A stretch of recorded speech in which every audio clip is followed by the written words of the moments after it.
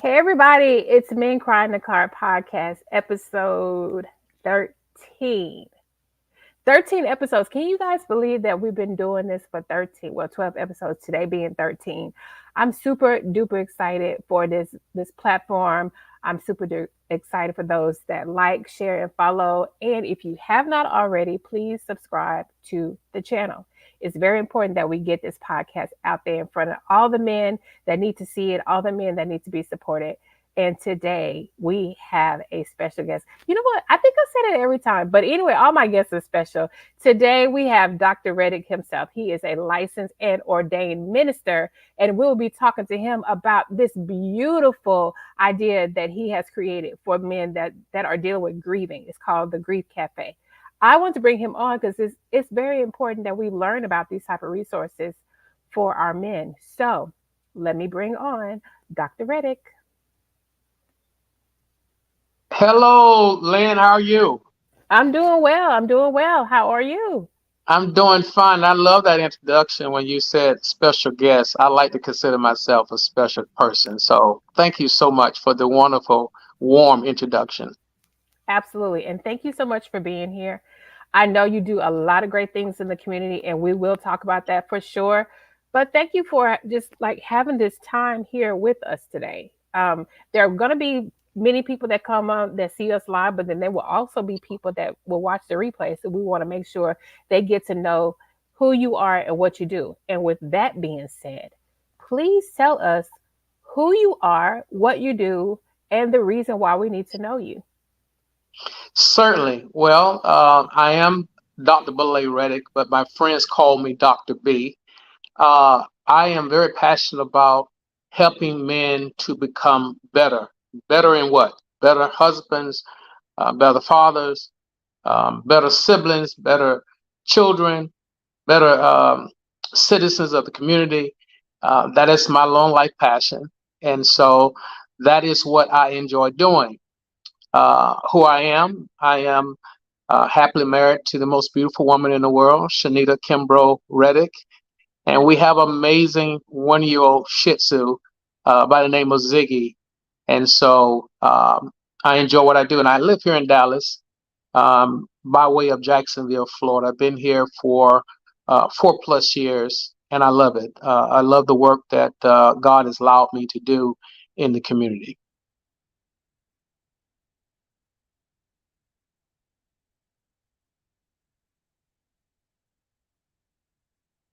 Difficulties over here. And I was like, what in the world is happening? So thank you for Mhm. that. Thank you for the information. Um, can you hear me now? Oh, I can hear you.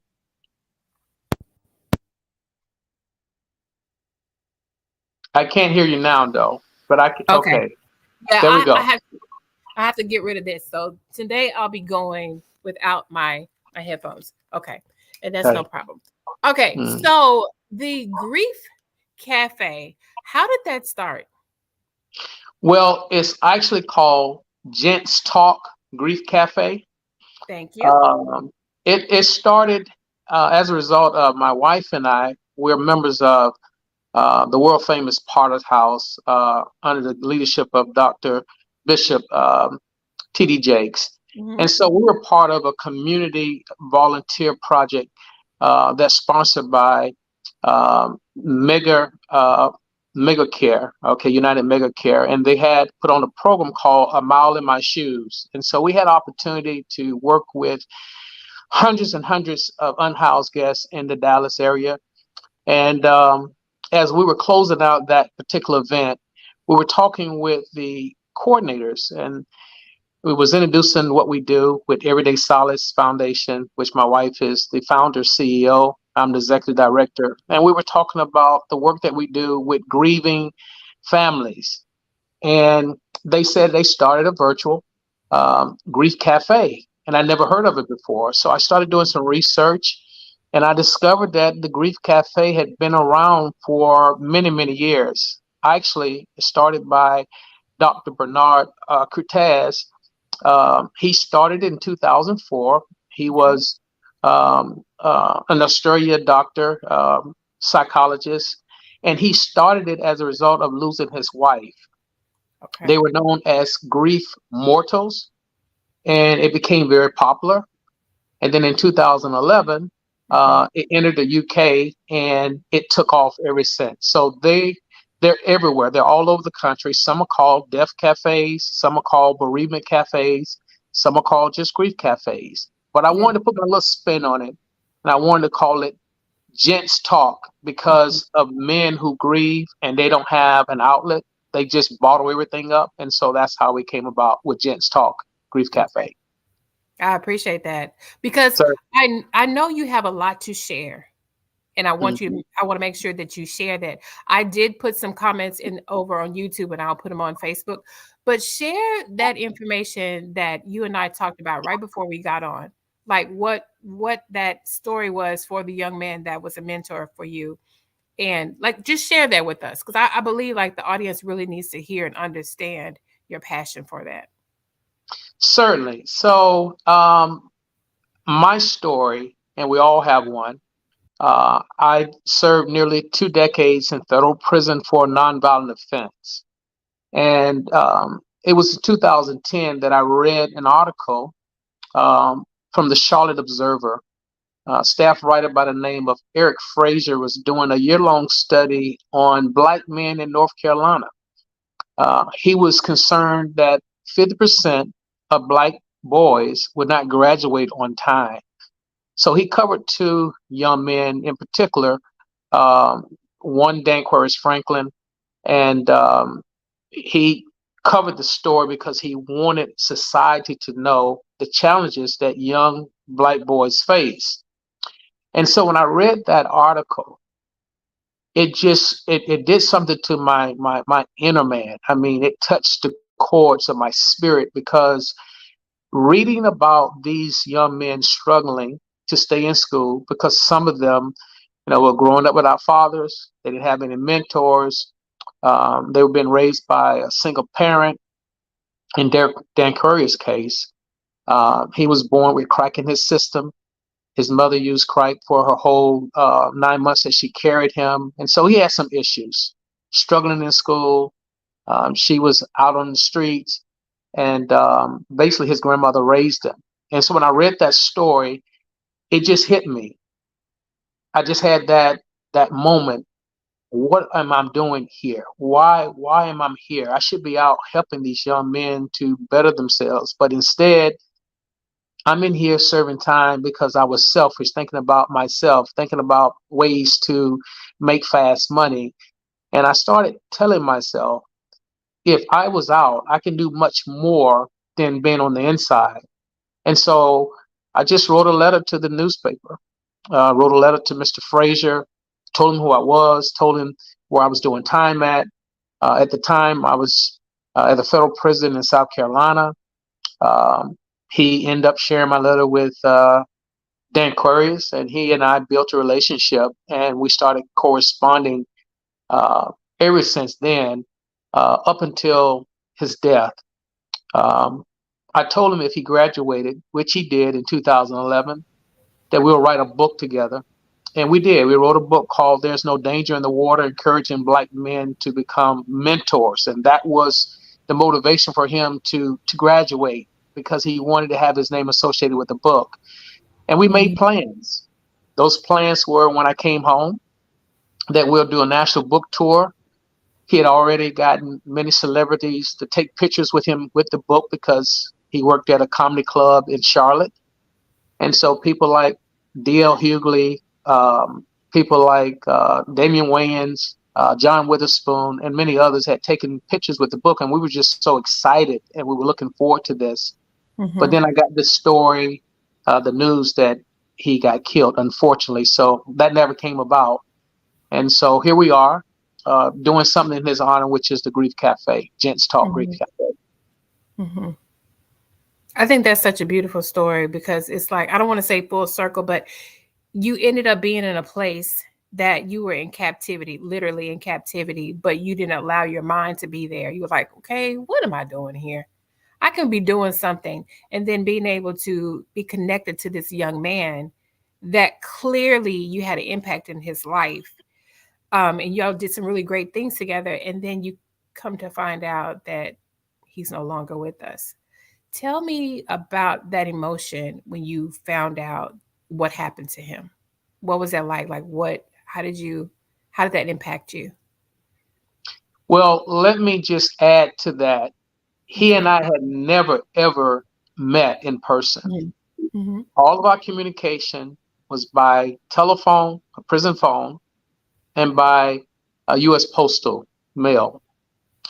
But we were very tight knit.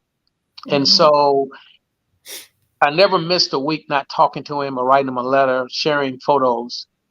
But when I got the news in a strange way. You know, in prison you have access to everything, okay, good and bad. And this particular day, I had access to a cell phone, and I was checking on my messages. And when I went to Messenger, I get this message from a staff reporter with Spectrum News, and she says in the message, "I'm sorry to hear about the passing of your mentee, Dan Quarius Franklin. Please, reach out to me. We would like to interview you." And so when I got the news that way, it was very, very shocking. Uh, I was in disbelief. And so I ended up Googling the story, and there it was, all over the internet, that he had gotten killed at a Burger King by a Charlotte police officer. That was in 2019. He had just celebrated his 27th birthday the month prior. And so that was very difficult. But I was able to do the interview, which uh, I shared that link with you, which I hope you will share with those who are listening. I did an interview from the prison, how it was that we met, the same thing that we're talking about now, the pain that I went through. And the pain is very, very difficult because in the free world, you're able to express yourself in a way that you're not really ashamed because you got a place that you can go to. You got a place that you can separate yourself. But in the prison setting, the prison culture does not allow you to become emotional because that is a sign of weakness. So, being in that place, on top of having to do the time, in addition to being angry because of what had happened to him, I was not able to grieve properly. In fact, I bottled up all my emotions. I didn't share it with anyone because a lot of people were insensitive and different. Um, so I just kept it to myself, and it was very, very difficult for me. More so because I never met it, but we Mm-hmm. were so connected, and Mm-hmm. we had so many plans. And I had connected with his grandmother, who ended up passing away, and his mother, who now is doing well. She's recovered from a drug addiction, and it was just that emotion that I could not be there for him and for his family. It was very, very difficult. It seems difficult for that reason that you couldn't be there for him physically, for his family. And then it also seems very difficult that you had all of these emotions, very intense, very severe, intense emotions that you had to keep within yourself, or you felt like you had to keep within yourself when you were at the federal prison. So where did you release? Where did you find solace? Like where was a safe space where you can find like solitude in order to cry or show emotion? Where was that place? It was after I got released in 2020, which was July the 30th of 2020. I was blessed to come home 15 months earlier due to the First Step Act that was signed into law back in 2019. So I was one of the few people in the federal system that came home on compassion release. It was during COVID, and I suffer with diabetes and hypertension, and so therefore it put me at high risk because the prison was not the proper place to be trying to fight off COVID. And so I was fortunate to be able to come home and be able to get some time of healing.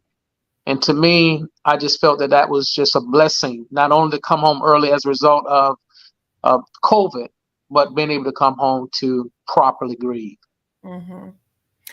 So I want to talk about that just even a step further. So you receiving this information, Hmm.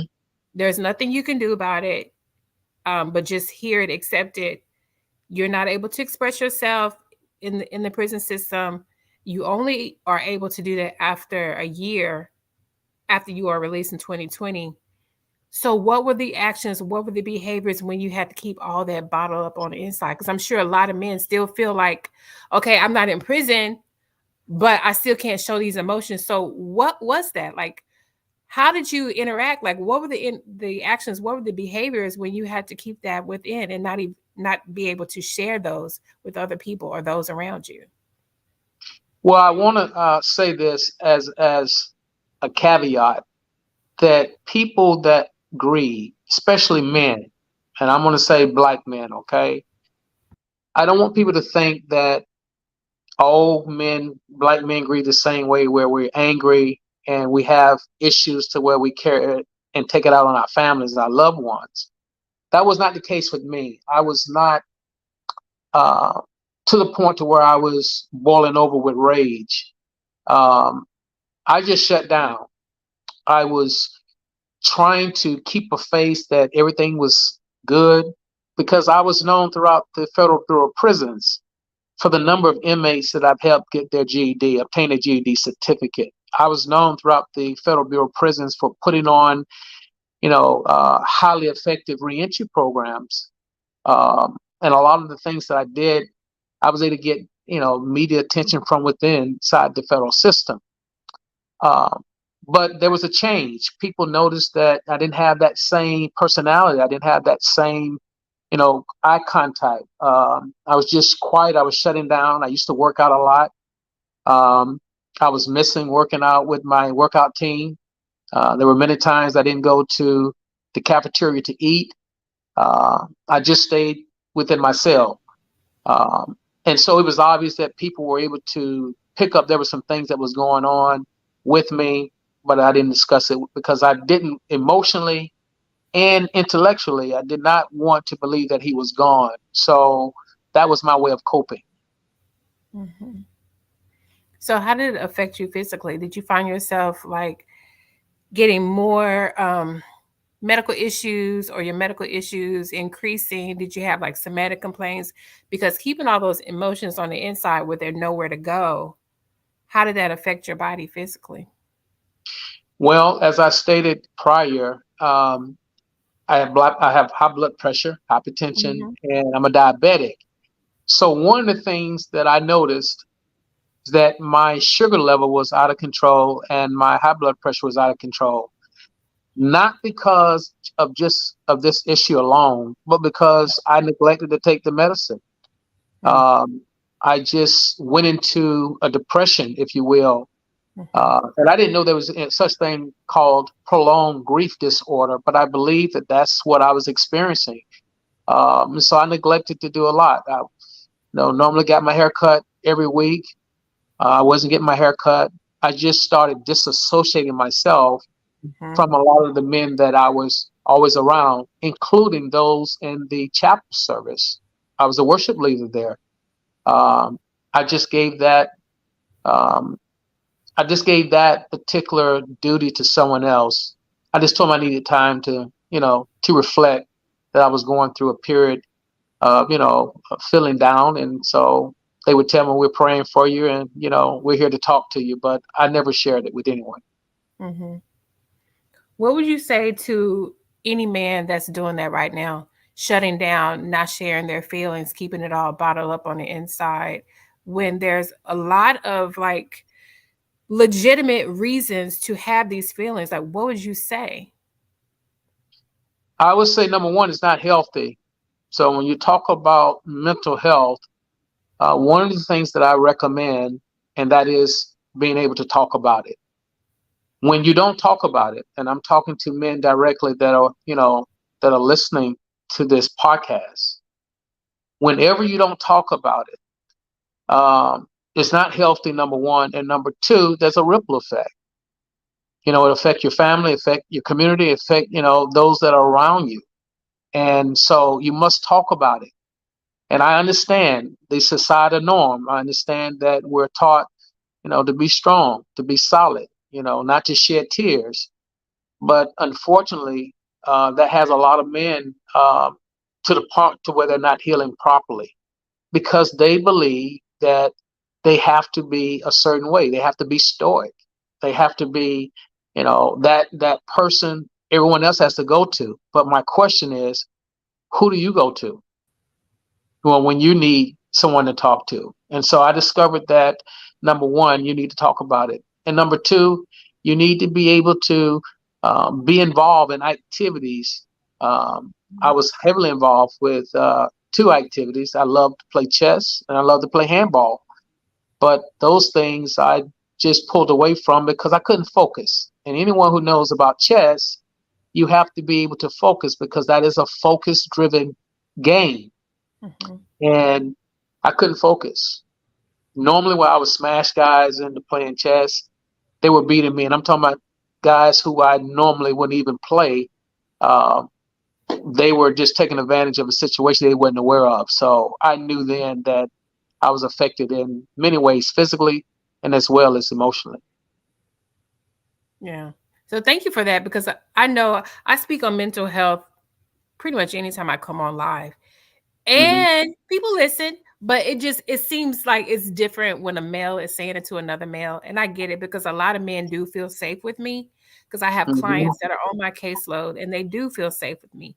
But it's nothing like a man understanding another man and just giving that knowledge, that wisdom, those encouraging words. So I appreciate you saying that. I Certainly. do want to talk about the virtual cafe, and also, am I to understand you're having it in person as well? Actually, it's in person. Okay, so tell us about that. Certainly. So, starting next month, October the 2nd, we're going to have um, our first Grief Cafe, Gent Talk Grief Cafe in Dallas. It's going to be held every month, every first Wednesday of the month, and we're going to meet from 6:30 to 7:30, and we're going to just get into a circle, and we're going to talk, introduce who we are, why we came, and how do you feel? What's the first word to come to your mind? How's your day going?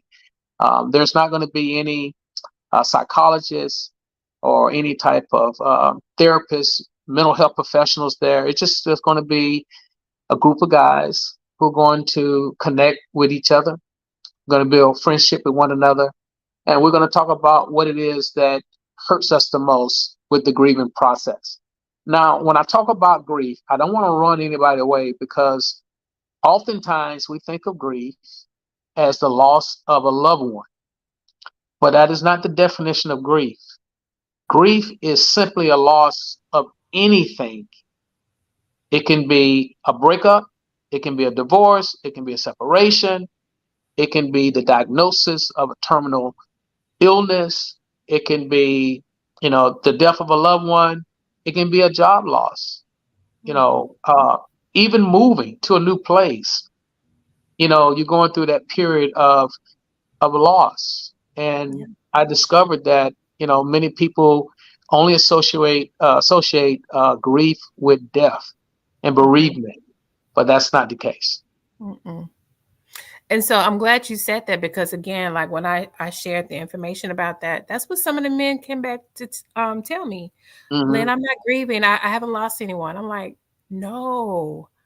Loss is loss. It can be of a pet, like you named. It can be of a pet. It can be of a situation. It could be over a friendship. Anything is a loss. You could be grieving in anything. Like I told you before, I'm grieving the loss that my mom has dementia and she's no longer the mother that raised me. That's Hmm. grieving. So I'm so glad you're doing this. So when you do this once a month, okay, let me back up just for a second. Hmm. When this was the idea that you and your wife decided to Hmm. do together, Hmm. and I appreciate that. When you do this, um, Hmm. is it only going to be men present, or is she going to be there, or like who can come to the meetings? Is it only men or their spouses as well? No, this is like a men cave.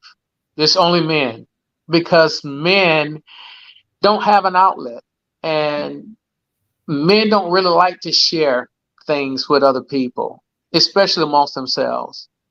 But I discovered that if you can make an environment conducive to where they feel comfortable there's trust, and you can identify with them. I can't talk about women, but I know about men. I know how men think. I know how men move. I know if a man can trust another man, he can tell you if you full of game, or he can say you coming straight from the heart. And that's a challenge. And I want to, talk with men. I'm a black male advocate, but this is not just limited to black men. It's men of all races, all nationalities. This is not a religious based meeting. This is a people based meeting. Mm-hmm. So yes, it is for the men. Mm-hmm. And I'm glad you cleared that up. I mean, I knew that, but I wanted to hear you say that simply because what you just said, men don't feel safe. We need to create spaces for men, and I'm glad you decided to do that. Also, when you said it's not just for black men, because for those that are watching and then those that will catch the replay, they may think, oh, he's a black man, it's only for black men. I'm glad you said it's not a religious thing. Hey, well, it does say he's an ordained minister. I don't know. So those things really need to be cleared up, because when people see that, they may, as we do, we assume, oh, it's just for black men, Christian black men that are married, because you're married. And so thank you for that. So those that are watching, understand grief is not just the loss of a person. You can Mhm. be grieving of anything. Think about that. Those that told me, oh, I got to think about it, um, that's something to think about as well. Also, when you say this is going to be a monthly thing, is it going to be just straight talk? Is it going to be a curriculum? What is it for them to look forward to when they come to these meetings? Great question, Lynn. So once we do the icebreaker, then we're going to go into a curriculum-based format. Now, there are several ways that a grief cafe can be conducted. It can be just open floor, whatever you want to talk about. Hey, just go for it. Or it can be a topic that the facilitator can initiate and people can talk on that, or it can be a curriculum-based type of format. I chose to go with the latter because, we want to be able to document. We want to be able to document their interaction. We want to be able to document attendance. We want to be able to document if there's any change in a person's mindset. And so we're looking to do this for number one, the long haul, but we're also looking to be to have something that's evidence based. I believe, based on the research, that when men come together in a specialized group and they have a common thing that they have an interest in or concern about, you get better response and you get better interaction. And so we have curriculum based format, we have curriculum based material that we're going to share.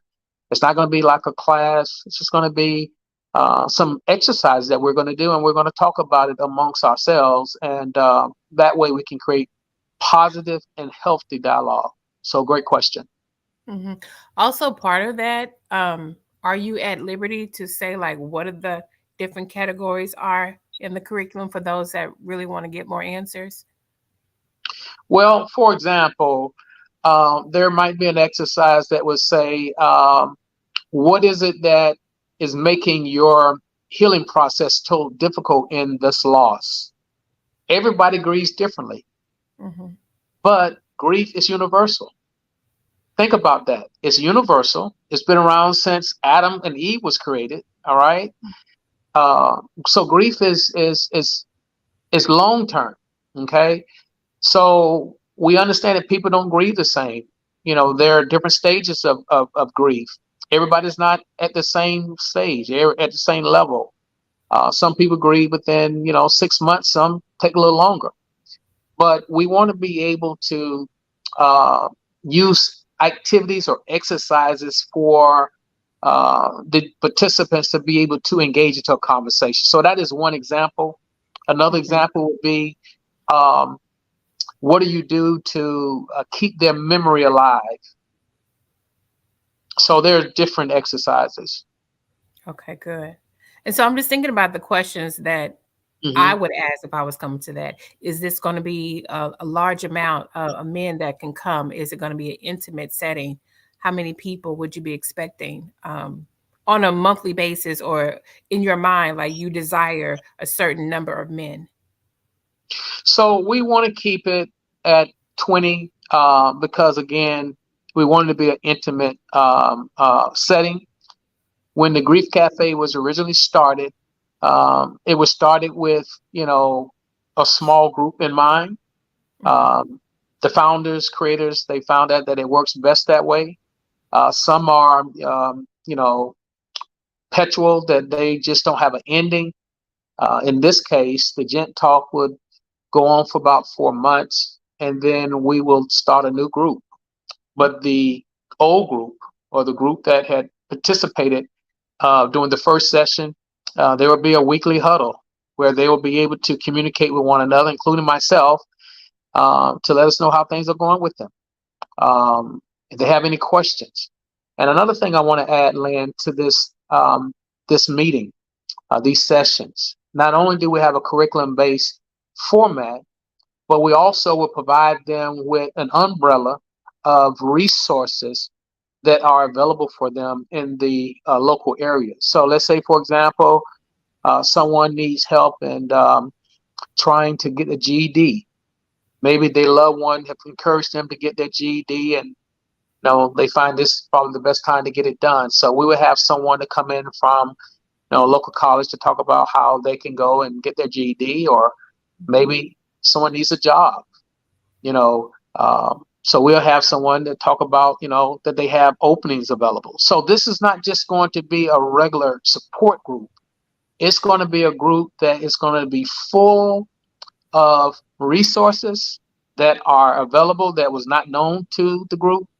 And Mhm. we're going to even have special guests. There's a gentleman by the name of Richard Miles from Dallas. And those who are familiar with Richard Miles knows that he had served nearly over 16 years in state prison for a crime he didn't commit. But he lost loved ones while he was in the system, and he finally got exonerated. Not this month coming up, not in October, but November, he's going to be a guest, and he's going to share his grieving story of losing a loved one. And on top of that, he was not even guilty of the crime that they said he committed, which was murder. But we're not going to get it all out now, but we want him to share his story. Mhm. And I'm so glad you said that there'll be additional resources because sometimes we will do that. Hmm. Man, this is gonna be just like anything else. What am I gonna? We're just gonna sit around and just talk. Why should I go? Well, then right there, just saying it's not just talking about this. It'll be resources, GED, employment, other things. I don't know. Are you guys going to have like a mental health component? Yes, Just yes, anything that the men will need because that's important. Again, if we hear something like, "Oh, virtual cafe, grief cafe," all right. So, what it's like AA? What it's like NA? Because some men have already tried that and that didn't work for them. But hearing that there would be other resources is definitely going to be interesting for them to come. Do you know other resources that you can share right now that will be part of this? yes, certainly. People who are dealing with anger, uh, they need anger management. And so we will Okay. have someone there to talk with them about anger. There will be someone that will be there to talk with them about just mental illness. If they experiencing bipolar or schizophrenia or any type of manic depression, or they just need to talk with a mental health professional. Hmm. Um, I am um, a doctor of theology, but I don't have a doctor in mental health, and so I would not go into that area, but I would Hmm. refer that to my colleagues and my community Yeah. partners who would better fit that. But again, it's just a platform, and every meeting, Lynn, is not going to deal with necessarily with grief. Mhm. Good to Some know. of these meetings might just be about, talking about football, talking about the Dallas Cowboys, how sorry they are. I'm just joking. A lot of people might be offended by me saying that because they're Dallas Cowboy fans, but I'm still a Jacksonville Right. It's okay. Jaguar fan. Yeah. So, Look, uh, had I but known that, I wouldn't have brought you on the podcast. Not funny. exactly, exactly. So, but whatever they want to talk about, it's not limited, but it's not an agenda that we have established. This is agenda free, and Mhm. so if it works, That's all that matters at the end of the day. And so, and one more thing I want to add to this, to make it a more intimate setting, there would be free coffee, free water, bottles of water, uh, free cake. We have the best caterer here in the DFW area, uh, Chef Faye, who's going to be bringing these refreshments from Southern. Oh my God, cakes and Southern Catering. I want to make sure I get that right. Give her a shout out, and we thank her for the work that she's doing. And we also want to let you guys know that she volunteered to bring these refreshments. Catering is a business. They have to buy the ingredients. They have to buy all of the supplies they need to be able to keep their business afloat. But Mm-hmm. she decided to do this for free because she believes this is needed just as you do. And so we just want to give a shout out Mm-hmm. to Oh My God Cakes and Southern Catering. Mm-hmm. So, Chef Fee is a really good friend of mine, and she's the one that brought us together. Yeah, And I'm just so thankful that she is willing to partner with you because she does have a heart of pure gold. And hmm I think you're learning that about her. So the men that come, like her food, her desserts, like all is amazing. So you it just if you is. don't come for anything at the first meeting, come to get those desserts. And I'm sure when you arrive, Dr. Reddick is gonna make you feel at home Oh and yeah. just setting up a space for that. When you talk about this space, I want you to tell me how important you feel like this space would have been had you had this when you were in prison or like when you first got out. How important like this would a space have been for you? Wow. Another great question. For those of you who are not familiar with the prison setting, you've never been involved or have no criminal justice involvement, there are no counseling sessions. There are no let's talk about it, because prisons are ran like a business. It once was a time, that's where the word penitentiary comes from. It came from the word repent. Is was associated with rehabilitation. But prison are no longer like that. Prison are set up to where it's just, a place where there's housing people. So much so that there's no bed space. They're sleeping on carts on the floor. So when you talk about rehabilitation and you're talking about grief counseling, that's a joke because it does not exist. They might have a chaplain. Some of these chaplains, it's a career for them. It's not a calling. So they're learning as they go. They'll give you a simple book, tell you to read this, or Daily Bread, tell you to read that, and that's it. Um, but it's not any real grief counseling. Had it been that type of setting for me, along with other men and other women, because there are women that's in the system who also lost children, they lost, you know, family members. I mean, going through a whole lot. So again, grief is universal. Had it been there, Lynn, when I was in the system, uh, I think that my healing process would have been much, much better. I would have been able to talk with others about it. But again, in that setting, staff are not prepared for that. And then a lot of times, not most of the inmates, but a lot of the inmates, they'll tell you to tough up, man. You're not the only one who lost someone. And so to keep from getting into a conflict, some of them is just best not just say anything. And that's what I did. But I don't want to say that there's nobody that I was able to talk to. There were people who would say a prayer for me or tell me it's going to be okay. But the majority, no, it wasn't that way. Mm-hmm. And that's why I'm so thankful that you and I were connected through Chef Fee because I realized that this podcast, well, first of all, let me back up. I've been working with women for many, many years. And as I work with women, guys would say to me, some friends would say to me, some of my clients would say to me, what about us? What about the Mhm, men? You keep helping the men, all this. And then when you look at it in society, there's so many avenues, places, organizations, support groups, all this for women. mhm.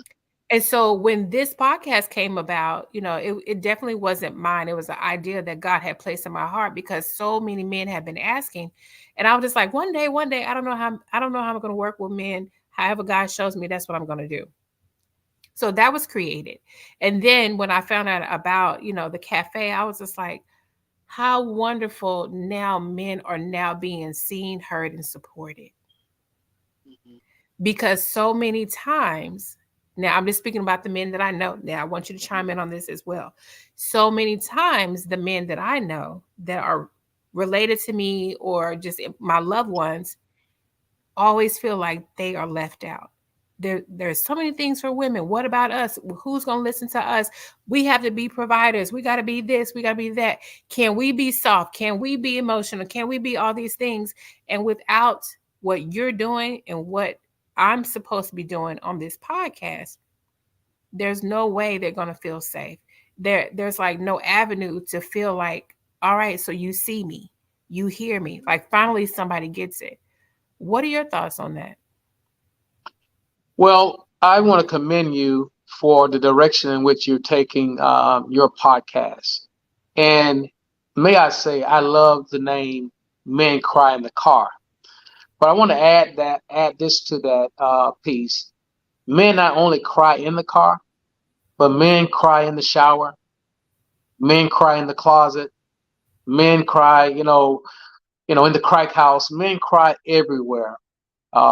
So emotions is what keeps us being human. And so somewhere down the line, we're going to be able to express ourselves, whether it's in a proper way or in a negative way.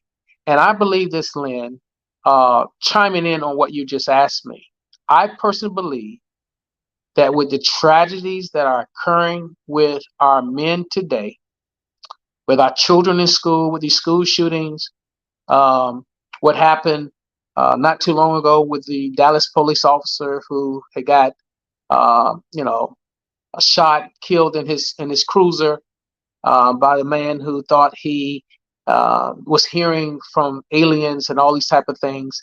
I personally believe two things. Number one is that these individuals are experiencing some form of grief. And once again, grief is not limited to the loss of a loved one, but there's some type of grief that they're experiencing. And I also believe there's some type of mental illness that has not been diagnosed. Um, I'm just happy to say that I'm also a member of the National Alliance on Mental Illness, and I work with the NAMI of the Dallas Southern Sector. Um, and I just tell you that studying and learning and talking with groups about mental illness Mhm. and recovery, that's what I'm passionate about. And it is my hope, and it's my goal, it is my desire that Gents Talk Grief Cafe would be an outlet for men to keep them from going in a different direction, because men are angry. And when men are angry, they get to that rage part. I mean, that is just built up anger. And so I want to use this as an outlet for men to be able to talk about it and be able to get them some help. Mhm. Absolutely. And you're doing the right thing. Oh, hey, Chef Fee came on. She says, thank you for the show. Thank you for the connection. Yeah, We thank just you. gave you a shout out. The passion. I hear the passion in your voice. When I hear you speak, I know this is not a selfish thing. I hear that you want to help so many men. It's just like you created, and I've said this before in the interview, but I can definitely hear it with you as well. It's just like you created a space, you created an outlet, because who's going to do it? Where is it in the community? Why aren't people doing this? And then it's like you took it upon yourself and said, you know what? I'm going to do it. Hmm. Like, we're not going to talk about a problem. Like, let's be a solution.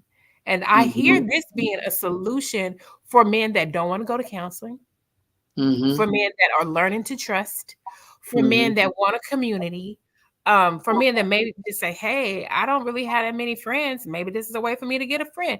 There's so many ways and reasons that this outlet is going to turn into something bigger than just the Gent Cafe. It's going to be big. Mhm. You know that, right? I do know that, and so that you know opened the door for me to go to the next level with Gents Talk Grief Cafe. So again, Everyday Solace, and I want you guys to Google everydaysolace.org. I want you to find out about this wonderful nonprofit organization, 501c3, that my wife established after the death of her mother. I want you to find many, many resources that are there from, different grief tips, um, music that is recommended for you to listen to while you're going through your sorrows, um, announcement about other mental health um, events that they can attend. And so I want to put that plug in there. For sure. But what we're going to do with Gents Talk Grief Cafe, we have a physical meeting place in Dallas. All right. And that's going to be at the Revacon Community Center. But we're also going to take Gents Talk Grief Cafe on the road. We're going to be able to go into about 100 cities, and I've already planned this out. And we're going to set up like a community forum. It won't be a grief support group, but it's going to be a forum in which we can engage men to talk about their loss. And so we're going to connect with different vendors to be able to provide valuable resources. Um, Again, keep the coffee and cake theme going on, and we want to take it to a city near you, and we want this to be a way to get men to start talking, and also to encourage other individuals to start their own Gents Talk Grief Cafe. I love that. I love the idea that this was going on tour. Because it's needed. I did want to say this. There's a comment that was presented on YouTube. It says, I believe it starts at the very ripe age of 12, 13 for young men to be truly led by great Black men. What are your thoughts on that? Well, as a Black male advocate, a mentor coach, I believe that the younger we reach our young men, the better. Um, I was born in 1969, and so that was a different era. I grew up in a time where the next door neighbor can spank you or give you a whipping if your mother was not there, or if you were doing something, get back home, get back on the porch. Those were the times in which I grew up, and I appreciate those times because it was neighbors watching neighbors. It was truly a village, helping to raise a child. Uh, Today is different. You have kids that are much, much smarter. They have access to a whole lot of things. And, we're past the time where there was, yes, sir, no, ma'am. It's different. So I would say the younger, the better. I work with groups between the ages of 13 to 17 because I believe that is, a very, very important age to work with young men. And so, again, I do agree with the person who made that comment. I have a grandson. He's young. Mm. I mean, he's still, he's not even, he's just 5 years old, but he is very smart. He's very respectful. It is because of what's been instilled in him from his grandparents as well as his parents. And so we know that respect still matters. We know that children still need to be taught respect, but it's a responsibility on our parents. And so, again, I'm trying to reach as many as I possibly can. And so I do agree with that comment. Mm-hmm. Are you open for partnerships, sponsorships, or what do you need for this cafe to be a success? Well, I'm most definitely open for future sponsorships, especially when we go on the road. We're always looking for, national companies such as, um, um, maybe like a Kroger's or a Publix or maybe like Starbucks. Well, that probably a better example. They're national. So we will love to partner with them in whatever city we go into to be able to provide us with free coffee, maybe free pastries Mhm. locally. If you're a local nonprofit organization and you have resources that you believe that can help the men that's a part of this group, please reach out to me. I'm on all social media platforms, and also, um, you can reach me through everydaysolace.org. There's an email there that'll go to me, and so we want to partner with you. Absolutely. And the reason why I asked that because somebody's going to come on here and they're going to say, "What is this? How can we help? How can we Hmm. get them to come to talk to our people?" Because that's what happens. Dr. Reddick, Hmm. that's what happens. They'll come Exactly. there and then they'll say, "Hey, can you come to my church? Can you do this and do that?" So partnerships are out there. Those connections that you're looking for are right around the corner. I definitely want you to understand that simply because you're doing a service, not only for you, because I'm pretty sure there's a benefit for you as well. But for men, like to restore, that's the word I've been looking for this whole time. Hmm. To restore connection in the Black man, in men, period, that have been lost through society, because Hmm. as society we have conditioned us and men to say you are only good, as I stated before, to be strong, to provide, to support your family, but not to show up with your emotions, because when you do that, then we can't trust you. We don't know if you're feeling so feeble and so weak that you can lead our family. So this right here, I think it truly is a blessing for men to know that they're doing this, and also for you to encourage other people to do it, because this is in the DFW area. Even though I know you guys are going on tour, but right now it's here. So Hmm. I commend you again. I thank you for coming, but I don't Hmm. want to end until I feel like you have said everything that needs to be said as far as what are we leaving out when it comes to the Gent Cafe? What is the main thing, or what is something that hasn't been said that we need to know about? I think the most important thing is that it is a safe space that's non-judgmental. I think that is important. It's imperative that I state that because when you come to Gents Talk Grief Cafe, you don't have to worry about someone judging you, and you most definitely don't have to worry about there being a place where there's going to be confrontation or conflict. That's not what the Gents Talk Grief Cafe is all about. It's about brothers connecting with brothers, men building men, friends making friends. And so we want you to know that it's worth it. So if you're driving from Grand Prairie or you're coming from Fort Worth, it is worth the drive. Wherever you're coming from, Arlington, anywhere in the DFW area, it is worth the drive because at the end of the day, we want to provide an ounce of prevention, and that is prevent you from having issues that's going to create harm for yourself and harm for others. And again, it's a support group. It's a place where we all can meet. And I'm looking forward to meeting each and every last one of you men who are listening now or will listen to this later at some other time. I want you to be a part of this. I don't want you to say, hey, I don't need that. Give yourself an opportunity to experience this. Do not prejudge this and say, well, I've tried that. This is something totally different.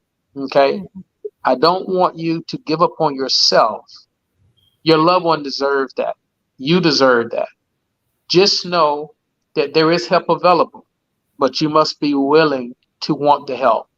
And I know there are a lot of women out there who want their husbands, want their boyfriends, their significant others to be a part of this, and they don't know how they're going to get them there because they're not receptive to this. You tell Mhm. them that this is going to change their lives. You tell them that connection brings about healing. You never know who you're going to meet in this room. You never know who's going to be to help you outside of your grief, because grief is compounded by other issues, finances, you don't have a job, other issues dealing with health. So this is going to be a room that's inclusive, that's going to be impactful, and it's going to be inspirational. It's going to be informational. I want you to not, you know, say that this is not going to be something that I think I want to be a part of. I want you to experience this. And once you experience this, I'm quite sure that you'll never be the same. Thank you for that, because those that are watching, hopefully now they can say, oh, so now I have a better understanding. Because again, when we talked about grief, it was more of a, I just lost somebody. And Chef E said, yeah, connection brings about healing. And it absolutely does. So tell us Mhm. again, you'll be meeting this month. What day? We're going to be meeting next month, which is around the corner. Wednesday, October the 2nd, from 6:30 to 7:30 p.m. We're going to meet at the Revacon Community Center in the Design District in Dallas. Now, I want to encourage everyone who is interested or who are interested in participating. I don't want you just show up, because we want to be able to control the numbers, you know.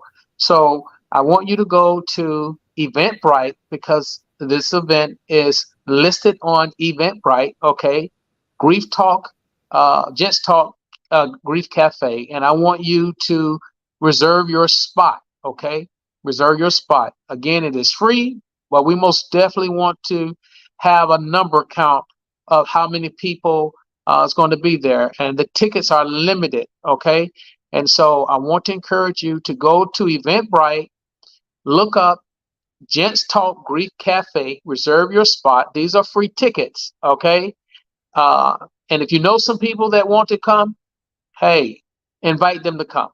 But we want you to do that. Go to Eventbrite and reserve your spot today. Awesome. As you were talking, I was putting it in the chat so they could see that. Dr. Reddick, thank you so much for this. Before you leave, I really want you to share again, like where they can find you on your social media platforms, because again, you never know who's going to need your services, this cafe, anything that's connected to you. Have you written any books? I forgot to ask you that. Are you an author?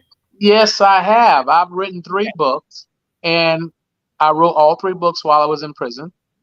The first book, as I shared with you all, There's No Danger in the Water, Encouraging Black Men to Become Mentors. This was a book that I co-authored with Dan Curtis Franklin. And I Mhm. also, guys, want you to Google Dan Curtis Franklin. I want you to learn about his story. He was, again, he was a bright young man who left us too soon, only 27 years old. But one of the things that helped me, Lynn, and I'll say this quickly, through my grief recovery journey was actually writing. Okay, and so as a result of his death, I wrote my second book, and it's called "Now Let Me Tell You How I Really Feel." The first book was about mentorship. This book is more about the pain of losing a mentee. So I want to encourage you guys. This is available on Amazon.com. Now let me tell you how I really feel by Dr. Belay Reddick. And you also can find me on all social media platforms under Dr. Belay D. Reddick. I'm on LinkedIn. I'm on Facebook. I'm on Twitter. I'm on Instagram. And I'm also on TikTok. That is Dr. Belay D. Reddick. Good. I just put the last book title in there. You guys, hey, for those that are on, share this live so those can catch the replay. If you have any comments, if you have any questions, come back in, because myself and Dr. Reddick will still be answering questions. If you have any information about the any questions about the Gent Cafe, please ask your questions, especially for those that didn't catch us completely live at the beginning. Dr. Reddick, thank you so very much for being here. I And there's appreciate some, your and time. Go ahead. there's someone that wants to say hello to everybody out there. This is my 1-year-old Shih Tzu, Is that Ziggy. Marley? Oh, Ziggy. I was just like Ziggy. Marley. I remember being Yeah. Ziggy. So Okay. he wants to say hello to everybody. And again, Lynn, thank you so much for inviting me to be a part of this wonderful podcast. And it's my prayer that you will have millions and millions of people that would tune in every Monday to your podcast. I receive that. I receive that so very much. Mhm. Um, is there anything else you want to say before we go?